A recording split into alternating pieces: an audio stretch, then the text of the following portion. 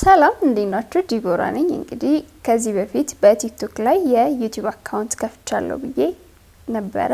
በአዲስ ኮንተንት መጣለሁ ብዬ አስቤ ነበረ። ዛሬ ደግሞ መመለስ ያሉብኝ በብዙ ሰዎች አይምሮ ውስጥ ጥያቄ የፈጠረ ነገር አለ። ስለዚህ እሱን ለመመለስ መጥቻለሁ።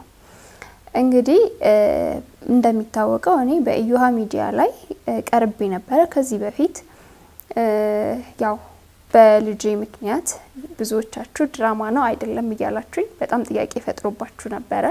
አንደኛ እሱን ልመልስላችሁ፣ ሁለተኛ ደግሞ ቢኒያም በእዮሃ ሚዲያ ላይ ቀርቦ አንዳንድ ጥያቄ የፈጠረበትን ነገር ጠይቋል ወይም ደግሞ አንስቷል።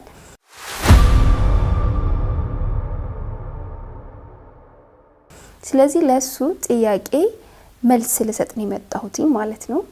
በመጀመሪያ በእኔ ህይወት ላይ እያንዳንዱ ነገር ኢንተርቪው ላይ የወጣው ሁሉም ነገር ውሸት የለውም፣ እውነት ነው።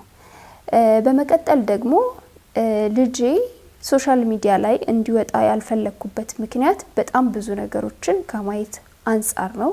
እንደ እናት በጣም ብዙ እሱ ቪዲዮ ቀርጾ በሚለቅበት ሰዓት በጣም ብዙ ኮሜንቶችን አያለው።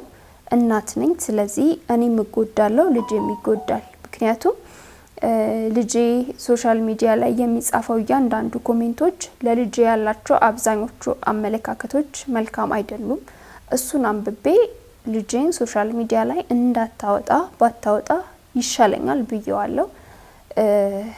አንዳንድ ንግግሮችን ተነጋግረን ነበረ። በመሃል ይቅርታ የጠየኩት ለንግግሬ እሱም በግል ለተናገርኩት ንግግር እንጂ ሶሻል ሚዲያ ላይ ወይም ደግሞ እዮሃ ሚዲያ ላይ ለተናገርኩት ነገር አይደለም።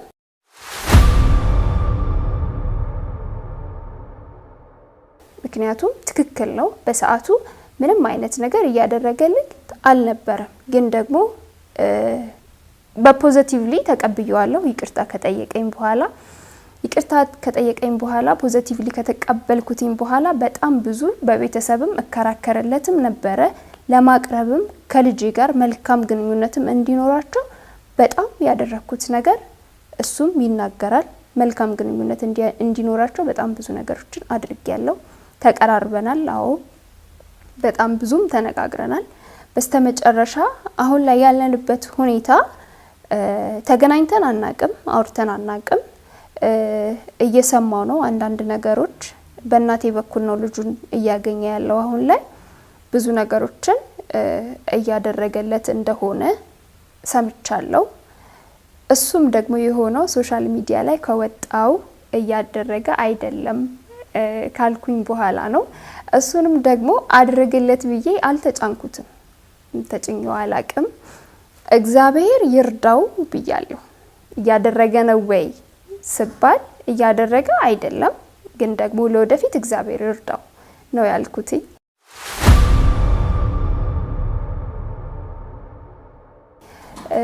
ብዙ ሰዎች ጥያቄ ፈጥሮባቸዋል። ለኔም የሆነ አመለካከታችሁ ተቀይሯል። ለምን አልልም፣ ስለማታቁኝ ምንም ብትናገሩ ምንም አልልም። ስለዚህ ሶሻል ሚዲያ ላይ ልጄ አይወጣም ያልኩበት ምክንያት ያ ነው።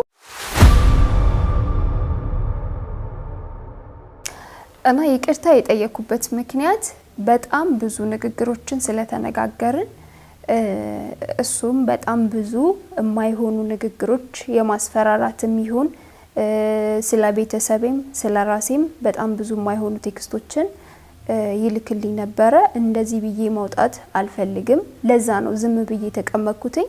እንዲሁም ደግሞ አዲስ ህይወት እየጀመርኩኝ ነው። የራሴ ህይወት አለኝ፣ ሴት ልጅ ነኝ። ስለዚህ ከሱ ጋር ምንም አይነት ሪሌሽንሺፕ እንዲኖረኝ ስለማልፈልግ እስከዛሬ ዝም ብዬ ቁጭ ብያለሁ። ያለው ነገር ይሄ ነው። በእኔና በቢኒያም መሀል ምንም አይነት ሪሌሽንሺፕ እንዲኖረኝ አልፈልግም። ልጃችን ነው የሚያገናኘን። አዎ ልጃችን ነው። ስለዚህ ልጁን መርዳት ባለበት ቦታ ይርዳ ብዬም ማስገደድ አልፈልግም። ከዚህ በኋላ እኔም ማድረግ ያለብኝን አደርጋለሁ። ማድረግ ፍላጎት ካለው ያድርግ። እያደረኩ ነው ብሏል፣ እግዚአብሔር ይስጠው። እያደረገ አይደለም አላልኩም። መጀመሪያም እዮሃ ሚዲያ ላይ ከቀረብኩኝ በኋላ ነው ማድረግም የጀመረው። አዎ ለእናቴ ይቅርታ ለመጠየቅ ያደረገው ነገር አለ። ለኔ የሰጠኝ ስጦታ አለ። ለኔ ስጦታው አይደለም ዋናው ነገር። የኔ ዋናው ነገር ትክክለኛ አባት ልጄ ማግኘቱ ላይ ነው መጀመሪያም ትኩረቴ።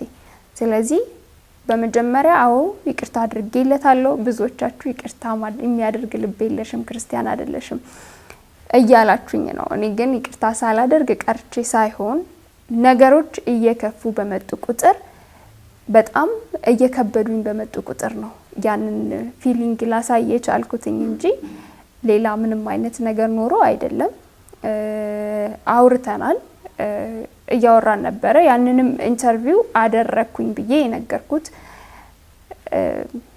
እኔ ነኝ። ኢንተርቪው ከመለቀቁ በፊት ነው እንዲህ አይነት ኢንተርቪው አድርጌያለሁ ምናምን ብዬ ነግሬዋለሁ።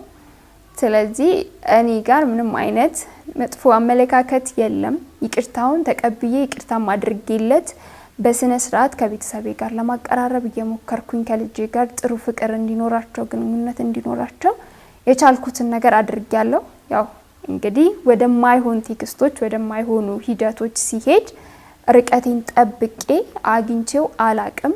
እኔና እሱ ተገናኝተን አናቅም ሙሉ ለሙሉ ኦልሞስት ከ15 ቀን በላይ ሆኖናል ከተገናኘን። ተያይተንም ተገናኝተንም ኢቭን ማውራትም አልፈልግም፣ ከሱ ጋር መመላለስም አልፈልግም። ያለው ነገር ይሄ ነው። ብዙዎቻችሁ ይቅርታ አላደረግሽም ለምትሉኝ እኔ ይቅርታ ሳላደርግ ቀርቼ ሳይሆን ከዛ ጀርባ ያሉት ነገሮች እኔን እየከበዱኝ ስለመጡ ሽሽትን ስለመረጥኩኝ ነው። አመሰግናለሁ።